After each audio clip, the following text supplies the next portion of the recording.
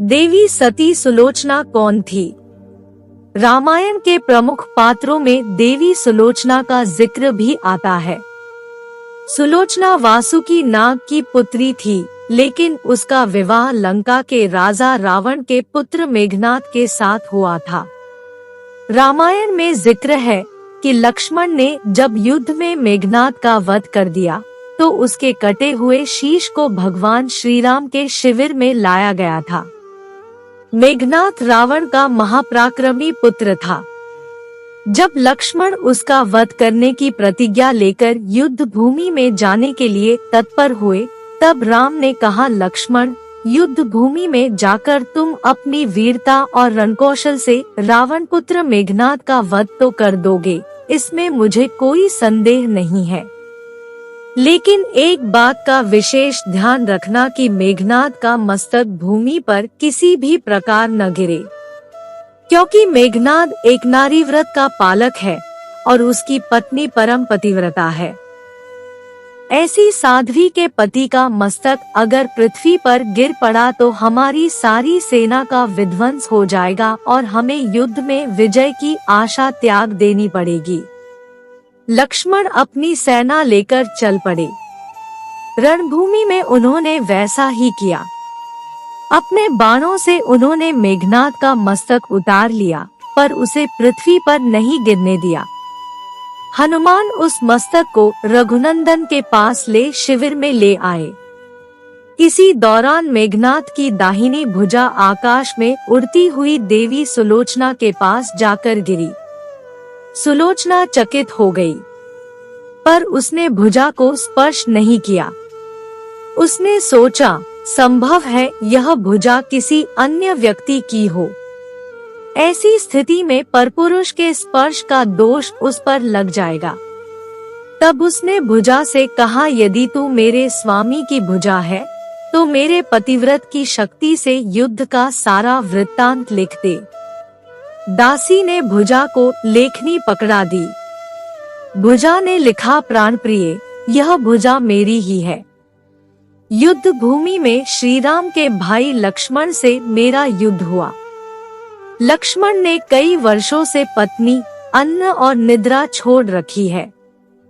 वे तेजस्वी तथा समस्त दैवी गुणों से संपन्न है। संग्राम में उनके साथ मेरी एक नहीं चली। अंत में उन्हीं के बाणों से मेरा प्राणांत हो गया। मेरा शीश श्री राम के पास है। यह देखकर सुलोचना व्याकुल हो गई और विलाप करने लगी। पुत्रवधू के विलाप को सुनकर लंकापति रावण ने आकर कहा, शोक न कर पुत्री। प्रात होते ही सहस्त्रों मस्तक मेरे बाणों से कट-कट कर पृथ्वी पर गिर जाएंगे। मैं रक्त की नदियां बहा दूंगा। करुण चीत्कार करती हुई सुलोचना बोली, पर इससे मेरा क्या लाभ होगा पिताजी? सहस्त्रों नहीं करोड़ों शीश भी मेरे स्वामी के शीश के अभाव की पूर्ति नहीं कर सकेंगे। सुलोचना ने सती होने का निश्चय किया, किंतु पति का शव तो युद्ध भूमि में पड़ा हुआ था। सुलोचना ने अपने ससुर रावण से राम के पास जाकर पति का शीश लाने की प्रार्थना की, किंतु रावण इसके लिए तैयार नहीं हुआ। उसने सुलोचना से कहा कि वह स्वयं राम के पास जाकर मेघनाद का शीश ले आए। सुलोचना शत्रु के शिविर में जाने की बात से सहम गई थी, लेकिन उस वक्त रावण ने उसे समझाया कि राम पुरुषोत्तम है, इसीलिए उनके पास जाने में तुम्हें किसी भी प्रकार का भय नहीं करना चाहिए।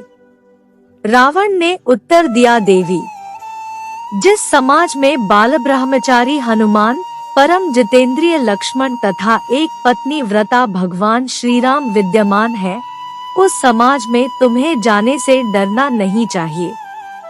मुझे विश्वास है कि इन स्तुत्य महापुरुषों के द्वारा तुम निराश नहीं लौटाई जाओगी।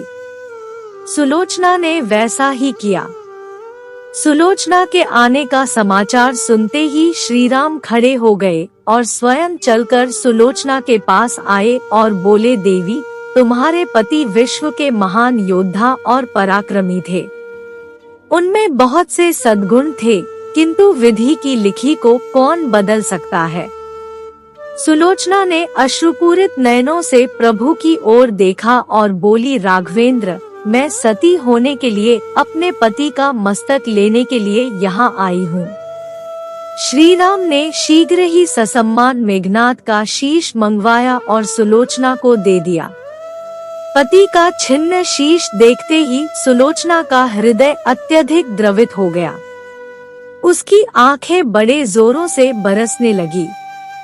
रोते रोते उसने पास खड़े लक्ष्मण की ओर देखा और कहा, सुमित्रानंदन, तुम भूलकर भी गर्व मत करना कि मेघनाद का वध मैंने किया है। मेघनाद को धराशायी करने की शक्ति विश्व में किसी के पास नहीं थी। यह तो 2 पतिव्रता नारियों का भाग्य था। आपकी पत्नी भी पतिव्रता है और मैं भी पति चरणों में अनुरक्ति रखने वाली उनकी अनन्य उपासिका हूँ। पर मेरे पति देव पतिव्रता नारी का अपहरण करने वाले पिता का अन्न खाते थे और उन्हीं के लिए युद्ध में उतरे थे। इसी से मेरे जीवन धन परलोक सिधारे। सुलोचना पति का सिर लेकर वापस लंका आ गई। लंका में समुद्र के तट पर एक चंदन की चिता तैयार की गई। पति का शीश गोद में लेकर सुलोचना चिता पर बैठी और धधकती हुई अग्नि में कुछ ही क्षणों में सती हो गई। उम्मीद करती हूँ यह कहानी आप लोगों को अच्छी लगी होगी। अच्छी लगी तो लाइक करें, अपने दोस्तों के साथ शेयर करें, मेरे चैनल को सब्सक्राइब करें, एक प्यारा सा कमेंट में जय श्री राम जरूर